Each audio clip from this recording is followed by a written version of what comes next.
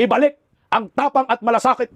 Ako si Vice President Inday Sara, tatakbo sa pagkapangulo sa 2028. Trending ang pagdeklara ni Vice President Inday Sara Duterte ngayong araw. Natatakbo na po siya sa pagkapresidente sa 2028 presidential election. Mabuhay po tayo mga Pilipino!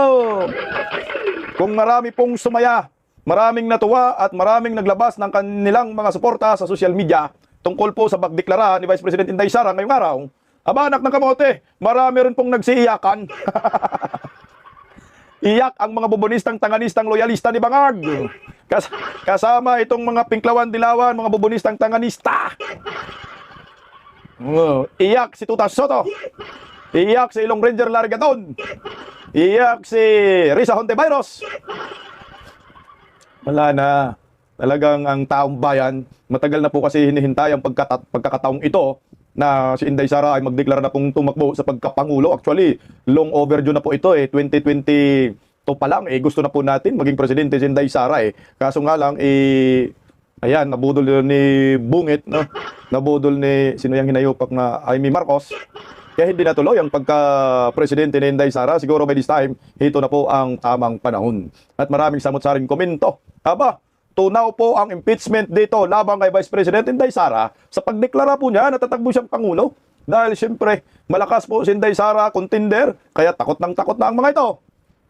Pag pumirma ho sila, mga buhaya sila, mga kongresista, na ma-impeach si Inday Sara Duterte. Maraming salamat po sa mga nagpakulay po muna. Thank you so much po, Bit Good Son. Mabuhay po kayo.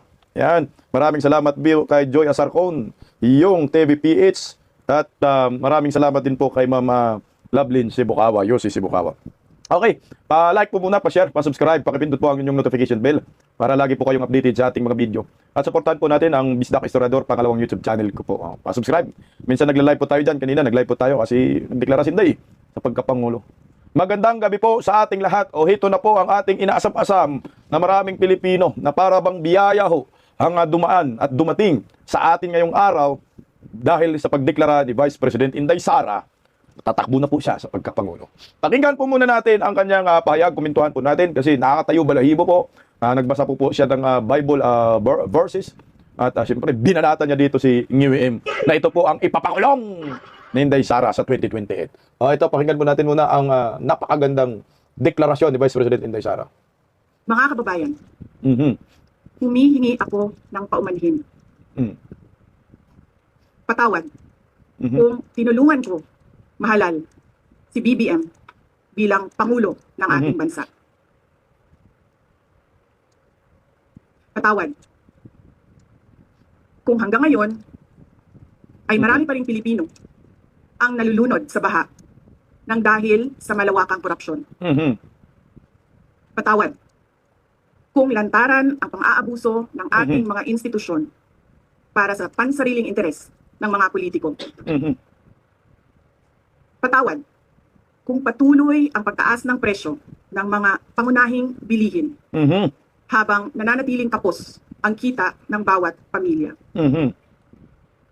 Patawad kung wala man lang tayong tunay na seguridad sa pagkain. Patawad kung may nagkakasakit at binabawian bigla ng buhay dahil sa kakulangan ng maayos at epektibong healthcare system. Hindi ako kailanman natakot sa pagsira nila sa pangalan ko.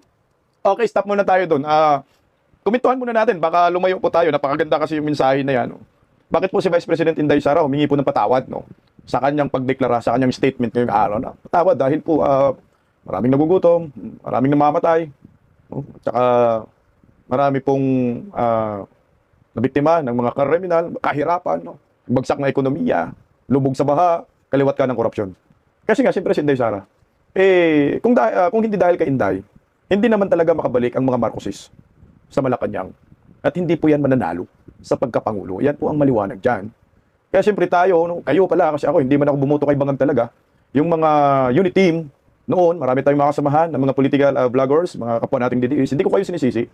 Kayo po yung pinapapuntuhan sa patawad ni Vice President Inday Sara at sa mga maraming mga Pilipino na nabiktima ng kawalang hiyaan ng gobyernong ito. Kasi siya po yung nagiging susi talaga na makabalik ang mga Marcoses sa Malacanang. Wala na pong iba. Yun ang pinaka-legit real talk. Na kahit i-contest pa ni Gadon, wala na pong magawa si Gadon kasi yan ang totoo. Mamaya, pag-usapan natin si Gadon kasi umiyak si Gadon. Takot na takot si Ilong Ranger, wag ubo, na-deklara. At hindi kailanman ako natatakot sa aking paninira. Ito ay napakalakas na mensahe. No? Ipinapakita ni Vice President Inday Sara dito na matapang siya. No? At kamay na bakal siya. Hindi kailanman ako ay masisindak at hindi kailanman ako ay uurong at susuko at magmanikluhod sa mga paninira sa akin. No? Kasi nga, si Inday Sara, pagkaupo sa pagka-vice presidente, inatake agad nila ni Tambaloslos, no? Martin Romualdez, mga kongresista dyan sa kongreso. Tingnan nyo ho, sino ba ang nasira? Sino ba ang bumagsak? Di ba po yung magpinsang Marcos at Romualdez yung bumagsak? Si Tambaloslos na nagpaulan ng akap, o nasa na ngayon? Nagbumirang. Ayan na, bagsak na sira ng kanyang pangarap maging Pangulo. Itong si Bongbong Marcos, nasa na ngayon? Nagka-diverticulitis na. Bagsak ng tiwala ng taong bayan, nangangayat na pareho yung magpinsan. Nagbumirang. Dahil sila po ang tunay na makurakot. Tuloy po, Day. Ngunit, may takot ako para sa Sa bayan. ating mga anak. Mhm. May takot ako para sa susunod na henerasyon. Mhm. May takot ako para sa mga kababayan nating Mhm. walang bahay sa ibang bansa. Mhm. Walang pangalawang pasaporte, Mhm. walang ibang matatakbuhan, kundi ang Pilipinas. Mhm. Kahit ito'y patuloy na nalulugmok sa kahirapan. Mhm. Na ako'y kahadlok. Nga moabot ang adlaw Mhm. na dawaton na lang nato ang kapobrihon isip kapalaran.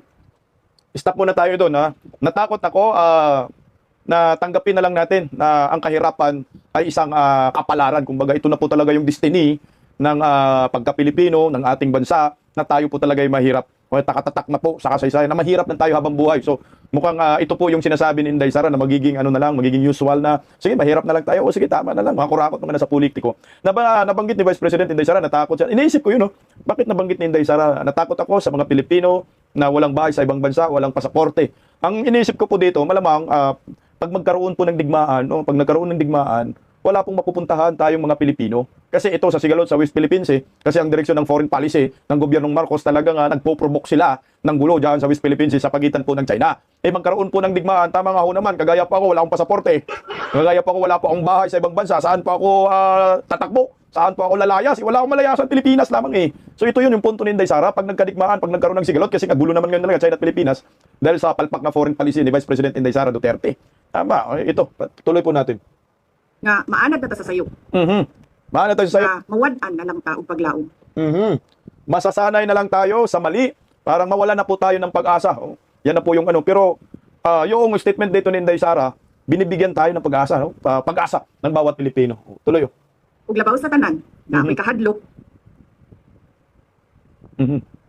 nga moabot ang adlaw, nga wala na tay Pilipinas, nga ikahatag sa atong mga anak.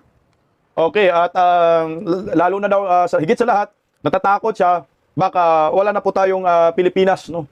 Na madatnan, wala nang Pilipinas na madatnan ang ating mga anak. Kasi nga lubog na tayo, no? Tapos sinakop na tayo ng China. Kasi makipagdigmaan si Bangag. Oh. Wala ka na talagang Pilipinas na maabutan. Mga next generation kasi nga bagsak ng ekonomiya. Alam mo, ganda po ng mensahe ni Inday Sara kasi hinalo niya. So yung pagka-Bisaya na pagka-Mindanao, ay inilabas niya. Oh. Nagsalita siya po dito ng salitang Bisaya. So yan ay importante po yan para po sa nare-representa niya ang mga Bisaya sa national. Ito po yung maliwanag po. Iba pa dyan, hindi nagbibisaya. Pero si Inday Sara talagang proud Bisaya, proud Mindanaoan. Ako yung magiging susunod na pangalawang Pangulo from Mindanao. Ayan, next kay former President Duterte. Ay, susunod na pangalawang Pangulo nga. Next, second President. Hindi Vice President, sabi ko. Tuloy oh. I cannot kneel before each and every Filipino to beg for forgiveness. Instead,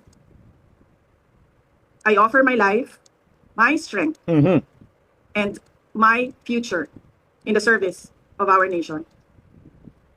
Mga kababayan, ibalik natin ang tapang at malasakit para sa Diyos, sa bayan, at para sa bawat pamilyang Pilipino. Ako si Sara Duterte, tatakbo bilang Pangulo ng Pilipinas. Okay, yun yung mahalaga, yung ending, oh. Okay, bibigyan natin ng kaunting buod ang sinasabi ni Vice President Inday Sara Duterte. Pinapaliwanag niya dito, no, na ang nangyari sa ating bansa hindi na maganda. Oh, pinapaliwanag niya dito na ang Pilipinas nakaranas ngayon ng kahirapan. Pagbagsak na ekonomiya, nakaranas ng kagutuman. May mga namamatay dahil sa weak healthcare system natin. At nanganganib magkaroon ng digmaan. Yun po yung ano natin dyan. Yun yung mensahe ni Inday Sara.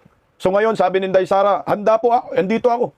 O, i-offer ko yung sarili ko sa mga Pilipino para ayusin natin muli ang Pilipinas.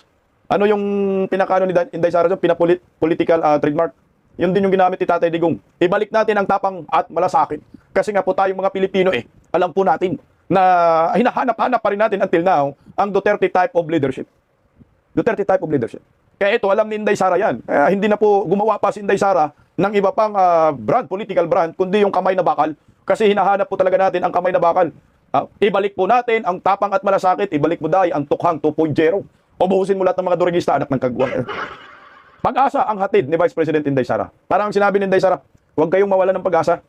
Sa kabila po ng unos, kahirapan, kagutuman, korupsyon sa nangyayari ngayon under Marcos admin. Relax lang kayo. Andito ako. Ibalik natin ang tapang at malasakit. May pag-asa pa tayo sa 2028. Aray ko, gadon! Ay! Anak ng kamote, no? Pagkatapos po ni Vice President Inday Sara mag-preskon, nung naka-block si Inday Sara, nag-preskon din itong hinayupak na huntivirus. Wala na, virus! Matatapos na talaga ang kahibangan po ninyo. Ito yung tinatawag na there will be a day of reckoning. Okay, so pakinggan mo muna natin si huntivirus bago natin ibaon si Bangag. Biglang nag-preskon din Sabi ko lang, sa ngayon, 2026, nakatuto ang mga reform-minded at opposition forces sa pagbubuo ng mas mahigpit pang pagkakaisa Oy! para pumili ng aming mga kandidato whether by the end of the year or first quarter of next year. Ma'am, do you feel that it is now more urgent given that just a few minutes ago the Vice President declared that she's running for President in 128? Oh, well, sabi ng mga paborito natin mga philosophers, tayo po ay may free will. So, gamitin po natin. Nandun kami sa proseso ng pagtatakda ng aming sariling timeline. So, yung free will na binanggit ko kanina ay ginagamit na rin po namin sa sarili namin. Iyak. Wala na. Alam mo itong si huntivirus, no? Biglang nag-preskon din. Nag-itim din. Inggitirang pala ka ang animal. Siguro nakita niya, nag-preskon si Inday Sara. Nakaitim. Gaya din tayo. Kaso hindi bumagay sa kanya yung itim. Hindi siya prinsesa tingnan, kundi impacta. Ay, queen pala siya. Queen of insertion. Pero si Inday Sara, bagay na bagay sa kanya talaga yung black, no? Binatikos nga po dyan si Beros, Ang sabi po ng isang, si Peter Flores Serrano. Nag-preskon din si Senator Risa Hontiveros at nag-black din siya. May kakaibang sapi talaga itong si Madam. Sapi ni ba ni Hontiveros, sapi ang inggit. Inggit talaga yun. Wala na, hanggang pangarap na lang yung gustong mangyari ng antivirus na magiging Pangulo ng Republika ng Pilipinas. Ngayon pa lang, kita mo na po ang response ng maraming Pilipino. Overwhelming ang support. Mamaya, may pakita po ako sa inyo na post ng mainstream media. Magulat ho kayo. Ito, nagbigay din ng reaction si Tuta Soto. Mukhang nabigla dito si Tuta Soto. At ang sabi niya, magiging impartial daw ang kanilang investigasyon sa impeachment. Kung sakali makarating ang impeachment, malabang kay Vice President Inday Sara sa Senado, wala na nga ho. Yan, tunaw na nga. Ito, pakinggan natin si Yaking Tuta Soto din. The senators are expected to be impartial always, no matter who is going to be charged or kanino mang articles of impeachment ang sumapa sa atin. We are expected to be impartial. So kahit kandidato, hindi kandidato, kahit sino ba yan, doesn't matter. Saka you're talking of Impartial na ngayon, ha? Putang ina, lo mo. Mukhang kumambyo na dito si Tuta Soto. Maging presidente talaga dito. Wag. Umasa ka pa na may impeachment darating sa inyo. Wala na yan, durog na yan. You're asking me about something that might happen in 2028, October of 2028. Ask me that question in October 2028. October 2028, Lolo. October 2028, imayo man ang eleksyon daw. Bakit October 2028? 2027, October, filing of candidacy. Anak ka ng kagawang school bukol, one ball talaga, May filing na. Kasi ngayon, everything else is speculation. Everything else is Ano ba filing Filing sa 2028? Wala na. Mag-eleksyon na tayo sa 2028. Ang filing sa 2027. Tingnan mo, Tuta Soto, 2022 election. 2022 ng presidential election, di ba? 2022, 2023, 2024, 2025, 2026, 2027, 2028. Di 6 years, di ba? 2027 ang filing. 2028, yun na yung election. Akobob mo! One ball. Uy! daw. Niya, isn't it too early, SP? Yung declaration niya ng pagtakbo? Ay, kanya-kanya yan To each his own. Diba? Siguro, ang sasagot pa ng iba. Walang masa sagot ng iba. As if we didn't know. As if we didn't know. preparations ako for the Sino? Wala. Anong too early? Alam nyo mga hunghang ngayon, no? Anong too early? Ang pagdeklara ni Vice President Inday Sara. Tamang panahon na nga ho yan, Long overdue na nga po eh. Bakit ba si Ontiveros ang aga po niya nagdeklara na tatakbo siya sa pagkapangulo? Hindi naman ninyo binatikos. Hindi naman ninyo sinabi na pakaaga. Mas nauna pa si Ontiveros ha, nagdeklara na tatakbo siya sa pagkapangulo. Yan ang maliwanag dyan. Kaya kayong mga kaliwang grupo, huwag kayong magsiyakan. Eh, di ba, si Ontiveros nagpa-interview doon. Oh, sa mainstream media ba yun? I think kamag-anak din niya yung host na yun. Pia Hontiveros ba yun? Eh, sinabi niya na, at saka yung ano pa, meron parang artista na nag-interview sa kanya, sinabi niya, tatakbo siya sa pagkapangulo. Ba't kayo nagsiiyakan? Kagaya po nitong iyaking mga makakaliwang grupo na to. Ito, Well, in my head, this is a distraction. Supposedly, ang taong bayan, ang mga kongresista, ang mga ahensya ay naka-gear no, na i-pursue ang pananagutan hanggat sa dulo nito. Pero meron ngayong nilabas na announcement that is premature and providing intention na may higher ambitions si VP Sara Duterte. At this point in time, hindi ito ang premature, higher ambition, si VP Sara Duterte, lulo mo, kulot, ang bubo mo, ay ang buba pala, Vice President yan eh. Ano ba ang next sa Vice President? Di ba President? Anong higher ambition? Wala na po, tinadhana po talaga kay Inday Sara yan. Kahit anong kudaho ninyo, mga kabayutan party list. Presidente na si Inday Sara. tanong na dapat sinasagot ni VP Sara Duterte. Ang tanong ay nasaan ang kinurakot na pera ng taong bayan? Paano ito ibabalik? At Kinurakot? Grabe mga sabi. Akala mo talaga nangurakot si Inday Sara? Wow, kaya pala sabi ng COA, unmodified opinion. Nangurakot? Hanapan nyo si BBM, ang kawatan. ano po kayo mananagot? Yun po ang dapat na tanong na isagot ni VP Sara Duterte. All else, gaya po ng pag-indicate ng higher ambitions, they are instructions. Obstruction lang daw. Ano? Alam nyo po, ikukurik natin kasi sinabi niyang kinurakot eh. Pag sinabi mong kinurakot, napatunayan mo na talagang nangungurakot. Yung sinasabi ng kulot na tong babaeng ito na palagi akyat sa bundok na nilalanggam, hindi po yan totoo. Yan ay matinding akusasyon, no? Paninira lang. Walang korupsyon na nangyayari. In your dreams na may korupsyon. Alam nyo, hindi na po talaga mangyayari yung impeachment na niluluhuran ninyo at binabasbasan. Huwag na nating pakinggan itong isang salot din ho ito. Nilabas ko lang ganun konti. Binabasbasan po ni Father Flavi at pinagtatakbuhan ni Father Reyes Calvo. Wala nang impeachment. Tunaw na tunaw po talaga yung impeachment. Tuta-suto, huwag kang mag-alala. Wala na pong impeachment na aabot dyan sa Senado. Dahil ngayon pa lang, atrasado na yung mga kongresista na yan na pipirma na para ma-impeach si Inday Sara. Kahit anong gawin po ninyo yan. Ito, pakinggan nyo po yung isang kongresista. No? Kung ano po yung impact nito sa pagdeklara ni Vice President Inday Sara sa impeachment ngayon dyan sa Kamara. Narito, I think katuta rin ito ni Tambalos. No? So, pakinggan siya mismo, Abinado. It's a strategic decision to strengthen her following, lalo na't may mga impeachment complaints na nakahain laban sa kanya. Mabuti din para sa kanya, para malaman niya kung sino talaga ang mga kakampi niya, Exactly. sino ang hindi niya mga kakampi. It's an advantage for her right now, especially that the impeachment complaints will be referred to the Committee on Justice. It will not affect how the process will go on in terms of hearing it, in terms of deliberations in the Committee on Justice. But I can tell you that it may affect how the voting will come out. I hope that we will be as independent as possible. Mas mabuti na yung malaman ng mga taong we are doing our constitutional duty in processing impeachment complaints. But we have to overcome this political exercise and do something for the country na hindi lang impeachment ang nilalapit nyo sa amin para sa balita.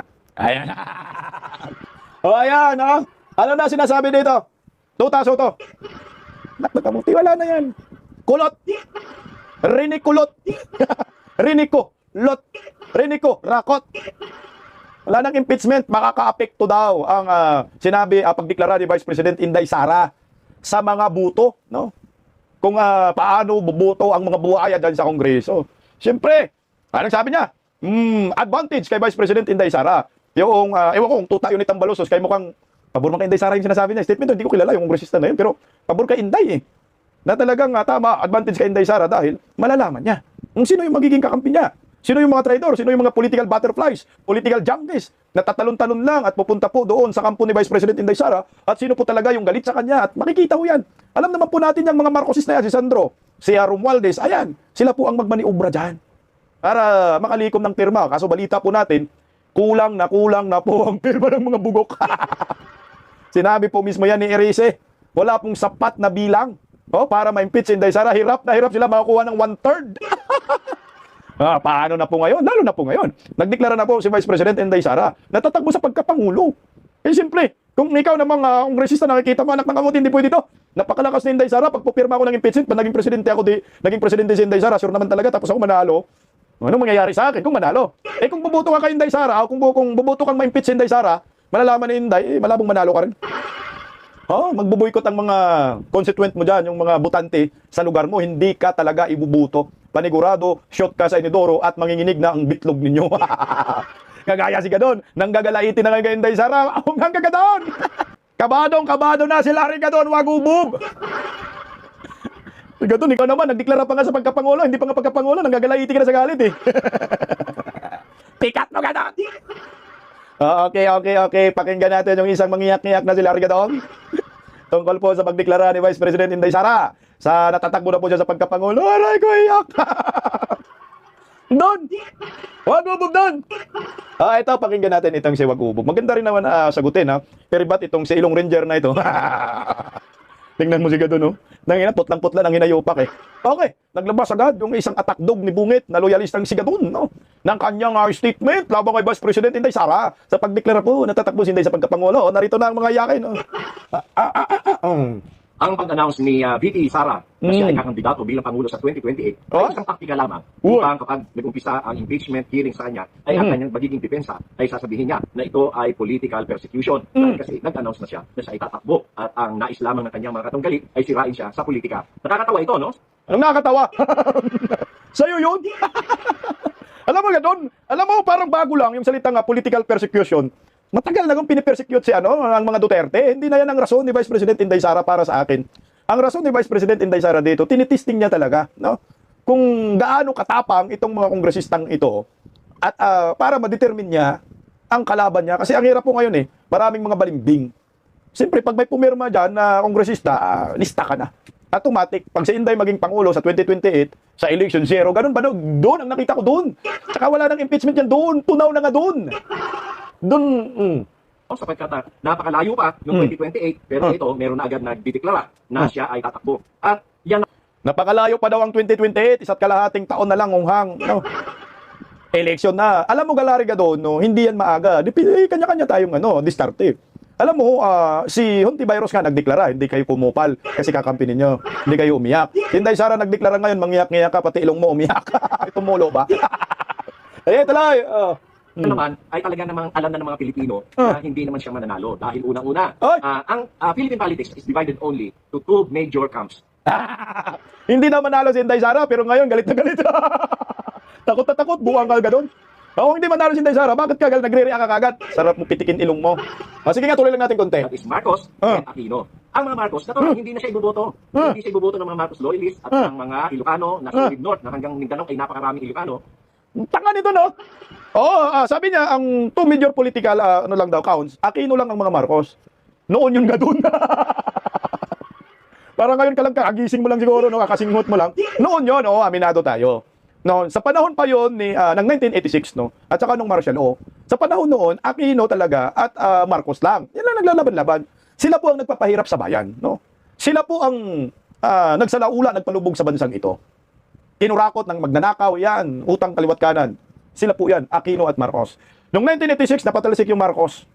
Simula nung napatalsik yung mga Marcoses, nakuha ng Aquino ang Malacanang. So that time, 1986, Marcos, Aquino. So after Marcos, Aquino na, hindi na po nakabalik talaga ang mga Marcoses. So ngayon, Aquino, tapos merong Ramos naman, tapos meron namang Estrada, at marami pang iba. At nakabalik muli ang Aquino. Tapos after Aquino, may Macapagal Arroyo pa pala. Tapos after Aquino, Duterte. Dito na po nadagdagan ang political stance or rivalry ng Duterte. So yung Duterte kasi ipinanganak ng 2016, 2015, 2016 hanggang 2022. Ang bagong pangalang ito po yung nagpabago ng takbo ng politiko ng ating bansa. Yung mga traditional politician nawawalis.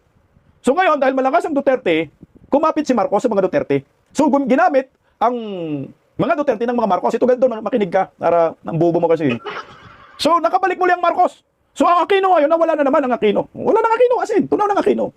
Ang meron na ngayon, Marcos at Duterte. Kasi ang Vice Presidente, Duterte. Nagkaroon ng Marcos because of Duterte. So, nagbanggaan na ngayon yung dalawa. Ating unit team, nabuwag dahil sa pagiging kawatan ng amo mo. Pagiging traidor. So, ang naglalaban na talaga ngayon, Duterte at Marcos. Ngayon, mahina ang Marcos. Dahil nga, wala namang kwenta kasing Presidente weak. So itong mga dilawan-pinklawan na sinasabi mong Aquino, hindi na yan Aquino. Yung mga pinklawan na yan, kulay na lang ho yan. Patay na yung Aquino eh. Leni Robredo siguro yan, pwede pa. Merong ba Aquino? Pero hindi na sulit. Sumasakay na lang, naglalaro. Nag-attempt sila makabalik. Yung ngayon, itong mga Aquino, mga pinklawan-dilawan, na di umano'y katas ng mga Aquino, makikipag-merge ngayon sa mga Marcoses. Kain suka nga tawag sa kanila. So ngayon, ang magkakampi ngayon, mga Marcoses, mga Dilawan Pinklawan against Duterte.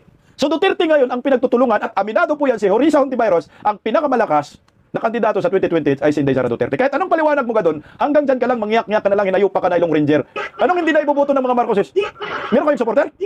Mga Romualdez, meron kayong mga kawatan? Nakamuti. Wala na doon. Hanggang dyan ka na lang.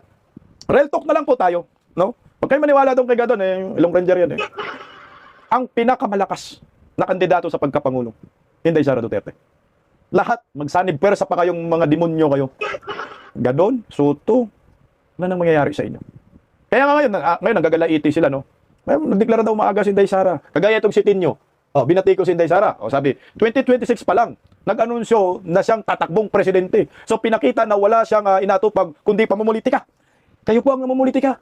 Bakit po si Hontiveros hindi nyo pinuna na mas nauna pang nagdeklara sa pagkapangulo?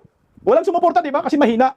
Pero kay Vice President Inday Sara, makikita mo na buong mundo nagsadya ngayon, nag-celebrate ngayon, masaya sa pag-announce ni Vice President Inday Sara na tatakbo siya sa pagkapangulo. Patunayan ko. Ito. Nakita nyo ba ito? Meron po mainstream media.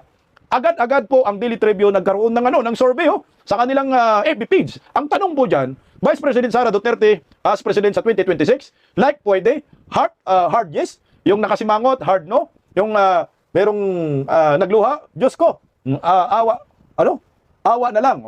Yung nakatawa, aalis ako sa Pinas. Tingnan mo survey ng mga Dilawan ito. Dito ko napatunayan na si Inday Sara mahal po ng buong mundo. Ito, tingnan mo ang resulta. Ayan, ewan ko ngayon, mataas na siguro ngayon ng ang reaction at yung votes. Tingnan nyo po ako nag-heart ako dyan, siyempre. Tingnan nyo po, iyan po ang resulta. Sorry, balik. Ano natin? Yung resulta. Bilis. Okay, ayan po yung resulta. Tingnan nyo po 169,000 reaction. 119 naka-heart. Anong sinabi ng 119? Hard yes, gusto-gusto namin na si Inday Sara tatakbo sa pagkapangulo. So merong sobra, yung 15,000 naka-like. Pwede. So ibig sabihin, 15,000 plus 119,000 ay mga more or less mga 140, mga more or less 140, 134,000 ang gusto po na si Vice President Inday Sara ang tatakbo sa pagkapangulo at maging presidente sa 2028. Merong ayaw naman, nakasimangot 21,000. Ilang porsyento lang yan? Tingnan mo, mainstream media, dilawan na dilawan. Ang resulta, gustong-gusto ng netizen na maging pangulo si Vice President Inday Sara Duterte. Ngayon, iyak na ba ka doon? Mga bubunisang taga-nisa, Hontiveros, advance na ba? Hindi na po ninyo matitinag at hindi na po ninyo mapipigilan pa. Ang ganda ng misahe ni Vice President Inday Sara. Ibalik ang tapang at malasakit. Ako si Vice President Inday Sara, tatakbo sa pagkapangulo sa 2028. Anong reaksyon ninyo dyan? Basta ako ngayon, nangangampanya na po ako sa inyo, sa lahat po ng subscribers ko sa YouTube channel, sa Facebook, sa TikTok. Vote natin si Inday Sara sa pagkapangulo dahil ang boto natin sa 2028 ay tatawagin nating revenge vote. Sigurado, landslide ang pagkapangulo ni Inday Sara.